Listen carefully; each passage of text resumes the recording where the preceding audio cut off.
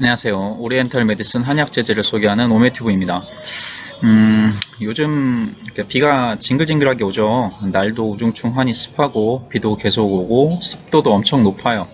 근데 제목에서 보셨다시피 그 날이 흐리고 비만 오면 컨디션이 안 좋아지고 무릎 아프고 관절 쑤시고 몸도 무거워지면서 어깨도 뭉치고 이런 사람들이 있습니다. 그 주위에 분명 한두 명은 계실 거예요. 어, 네이버 웹툰의 뭐 작가 중에서 이제 가스파드님이라고 계신데 그분 만화 좋아하시는 분들은 다 아는 사실이 있어요. 그 비 오거나 이제 눈 오는 날 그 작가님은 집에서 거의 시체가 되거든요. 그래서 고생을 꽤 많이 하신다고 해요.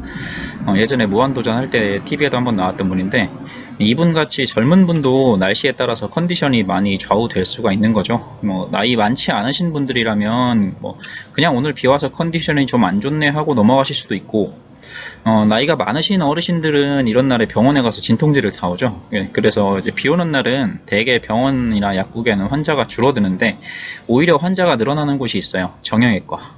어르신들 때문에 미어 터지죠. 근데 병원에 가서도 소염진통제 정도밖에 받아올 수가 없습니다. 그리고 대부분의 사람들은 소염진통제를 복용하면서 버티는 방법밖에 없다고 알고 계시고요. 하지만 뭐 이런 상태는 사실 현대의학적으로는 딱히 해결 방법이 없는데 한방으로는 해결이 가능합니다. 대신에 이제 딱히 어떤 약에 대해서는 말씀드리지는 않을 건데요. 왜냐하면 이런 증상을 가지고 있더라도 더 세부적인 증상에 따라서 쓰는 약이 좀 여러 가지로 달라질 수 있기 때문인데요. 한 가지 약을 딱 짚어낼 수가 없기 때문에 무슨 뭐 약의 이름을 말하면 앞뒤 내용 다 까먹고 그 약만 찾아다니다가 약을 오남용할 수가 있기 때문에 일단 그건 양해를 해주셨으면 좋겠습니다. 앞서 말씀드렸다시피 그 비만 오면 무릎이나 관절 쑤시고 아픈 증상, 이거를 소위 말해서 날구지라고 합니다. 이 날구지라는 증상이 있다는 거는 사실 다 알고 있어요. 근데 이건 현대의학적인 병명이 없습니다. 그냥 근육통, 관절통 뭐 이렇게 병명이 나오죠. 특효약도 없습니다. 소염진통제, 근육이완제 먹고 버틸 수밖에 없는 거예요. 하지만 뭐 이 증상을 겪는 사람이 없는 건 아닙니다. 주위에 엄청 많아요. 팩트는 버젓이 있는 거죠. 비 오면 몸이 쑤시고 아픈 게 더 심해진다? 이거는 뭐 누구나 다 알고 겪고 있는 팩트입니다. 뭐 너무 당연한 걸 굳이 증명할 필요는 없죠. 근데 옛날 사람들은 이걸 병으로 봤습니다. 그 습병이라고 했어요. 비 오는 날은 습기가 엄청 많아지죠. 그 사람은 환경과 이제 상호작용을 하면서 살아간다는 것은 뭐 전 세계 전통의학들의 뭐 불변의 법칙입니다. 공기 중에 많아지는 습기가 이제 몸에 영향을 미친다는 거예요. 그래서 습기가 일으키는 병이라고 해서 습병이 되는 거고요. 체질적으로 이런 습기에 굉장히 센서티브한 사람들을 옛날 말로 뭐라고 불렸냐? 습가라고 불렀습니다. 집가자를 써서 습기에 영향을 많이 받는 패밀리, 즉 사람들 뭐 이런 의미예요. 제 영상을 계속 보셨던 분들은 습이라는 단어를 굉장히 많이 들어보셨을 텐데 저는 이제 습을 찌꺼기로 계속 얘기를 했었어요. 그 배출되어야 할 몸 밖으로 배출되어야 할 끈적이는 찌꺼기가 밖으로 나가지 못하고 몸 안에 쌓이게 되면 습이 된다라고 계속 얘기를 했는데요. 이런 습이 많은 사람은 외부 환경에 있는 습기에도 상당히 민감해지게 됩니다. 그래서 비 오는 날 몸이 쑤시고 아픈 날구지가 생기게 되는데요. 왜 하필 관절이 쑤시고 아픈 걸까라고 한다면 요거는 조금 어려운 개념을 설명을 좀 해야 돼서 간단하게만 짚고 넘어갈게요. 우리 몸에 들어온 나쁜 기운을 사기라고 합니다. 사악할 사자, 기운 기자 해서 사기인데요. 그 얘네들이 우리 몸에 들어오게 되면은 몸에 있는 정기와 싸우게 돼요. 이거를 정기와 사기가 서로 싸운다 해서 정사항쟁이라고 하는데요. 요즘 말로 하면 면역 반응이죠. 그 중에 습기로 이루어진 사기, 이거를 습사라고 하는데요. 이 습사라는 게 굉장히 침투력이 좋습니다. 한방적으로는 나쁜 기운이 이제 바람으로 이루어진 풍사도 있고, 찬 기운으로 이루어진 한사도 있고, 뭐 습기로 이루어진 습사도 있습니다. 그래서 뭐 찬바람 맞거나 비 맞으면 감기 걸리기 쉽다는 게 이거예요. 찬바람이면 바람풍 찰한 해서 풍한사, 뭐 비 맞으면 습사, 뭐 그 찬 비바람을 맞으면 풍한습사 뭐 이렇게 되거든요. 근데 이 중에서 습사가 가장 침투력이 좋아서 이 습사는 팔다리 중에서도 가장 깊숙한 곳에까지 침투할 수가 있어요.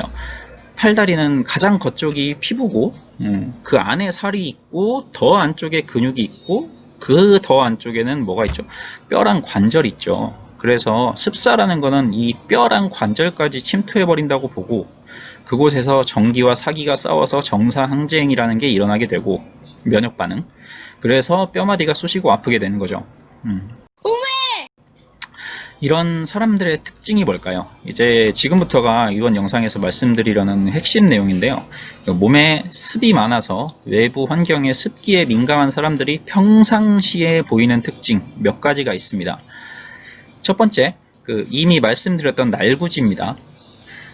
비만 오면 또는 날이 흐리면 공기 중에 습도가 높아지면 몸 컨디션이 다운되고 관절이 쑤시고 무릎도 아파요. 소위 말하는 비가 오려나 이런 게 딱 여기에 해당되는 거고요. 이런 분들은 거의 100% 이제 몸에 습이 좀 많이 쌓여 있다고 할 수가 있어요.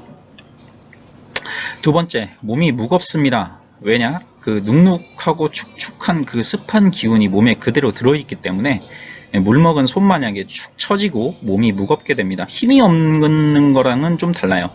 몸이 천근만근 그런 느낌인 거죠.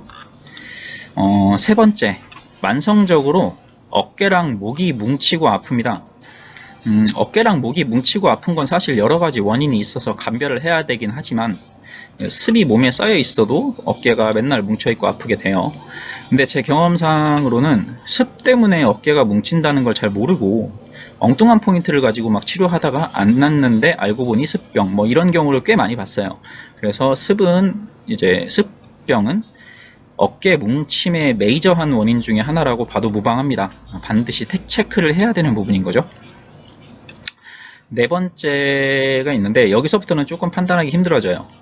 하루에 소변 보는 횟수가 조금 적습니다. 소변으로 나가야 할 찌꺼기들이 쌓이고 있으니까 양이 적어지는 건데요. 이건 사실 판단하기가 굉장히 까다로워요. 사실 환자들이 이제 약국에 와서 꼬치꼬치 물어봤을 때 좋아하는 사람도 없고 하루에 소변을 몇 번 보냐 했을 때 그렇게 친절하게 답해주는 사람도 없긴 하거든요. 하루에 소변을 몇 번 보는지를 세고 있는 사람은 거의 없다는 게 사실 가장 크고요. 그리고 또 환자가 하는 말을 곧이곧대로 듣기에는 변수가 너무 많아요.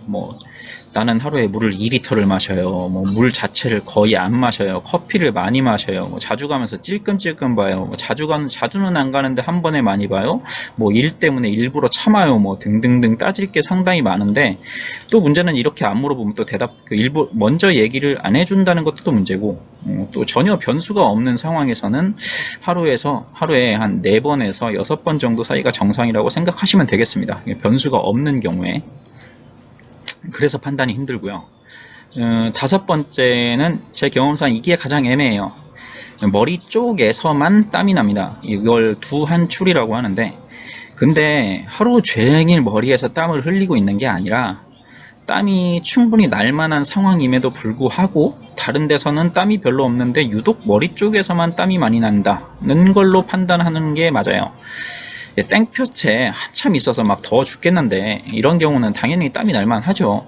근데 이럴 때 등이나 팔이나 이런 데서는 조금밖에 안 나는데 머리 쪽에서는 막 땀이 주룩주룩 흐른다든지 아니면 뜨거운 걸 먹었는데 머리 쪽에서만 막 땀이 주룩주룩 흐른다 아니면 다른 데는 아예 안 나는데 머리에서만 삐질삐질 난다든지 여튼 이제 신체 다른 부위보다는 머리 쪽에 집중되어서 땀이 나는 상태라고 보시면 되겠습니다. 지금까지 말한 이 5가지 특징이 바로 이제 평상시에 비 오면 몸이 쑤신다는 사람들이 거의 공통적으로 갖고 있는 특징들이고요. 물론 5가지가 다 있을 수도 있고 몸의 상태에 따라서 다른 증이 같이 껴있다든지 하는 경우에는 한두 가지 빠질 수도 있어요. 근데 3번째까지는 거진 다 가지고 있습니다. 그래서 거기까지는 구별하기가 좀 쉬워요. 평상시에 이런 특징을 보이는 사람들을 아까 말씀드렸다시피 습가라고 하는 거고 이 습가들은 더 이상 몸에 습이 쌓이지 않도록 해야죠. 근데 습가는 체질이지만 습이 더 쌓여서 병이 되면 이제 습병이 되는 거고 그때는 약을 써야만 하는 상황이 되는 겁니다.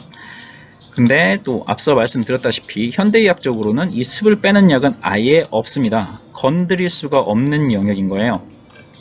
영양제로도 거의 잘 안 됩니다. 한 달에 몇십만 원씩 때려 부어도 잘 안 돼요. 가장 빠른 해결책이 한방입니다. 그 습병의 각각의 종류에 따라 맞는 약들이 다 있거든요. 그리고 약이 아닌 가장 근본적인 해결책은 운동이겠죠. 그 운동을 하면 찌꺼기가 땀으로 빠지면서 몸의 순환이 왕성해지니까 결국에는 찌꺼기가 잘 쌓이지 않는 체질로 좋게 변하게 될 겁니다.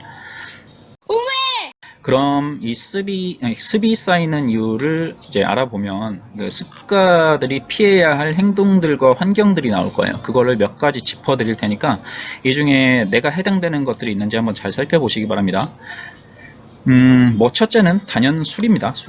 술은 습덩어리 엄청 많이 얘기했어요. 이건 더 이상 얘기할 필요도 없을 것 같고, 둘째는 위장 상태입니다. 난 맨날 소화가 안 돼, 위장이 약해, 뭐 이런 사람들 있잖아요. 이런 사람들도 습이 쌓일 확률이 엄청 높아요. 왜냐? 위장에서 다 처리 못한 찌꺼기도 습이거든요. 위장이 안 좋으면 찌꺼기가 쌓이니까 습이 쌓여요. 그래서 평상시 위장이 안 좋은 사람들은 날구지를 잘 합니다.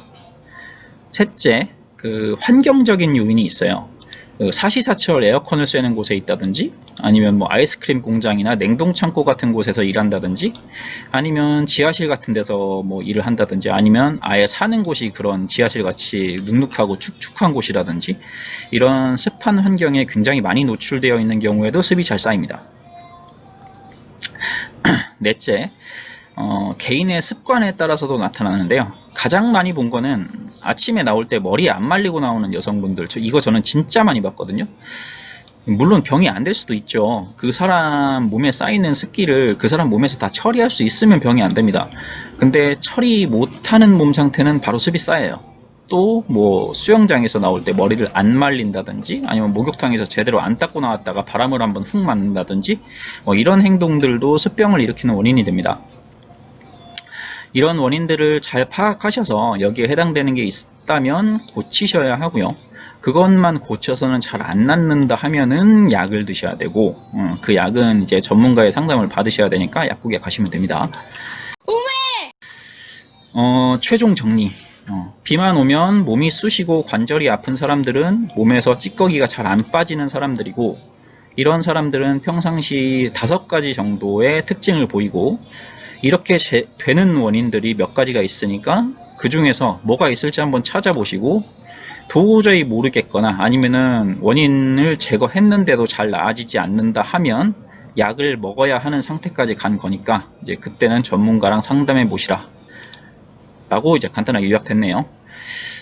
더 이상 이제 원인 불명으로 놔두지 마시고 꼭 원인과 해결책을 같이 찾으시길 바라겠습니다.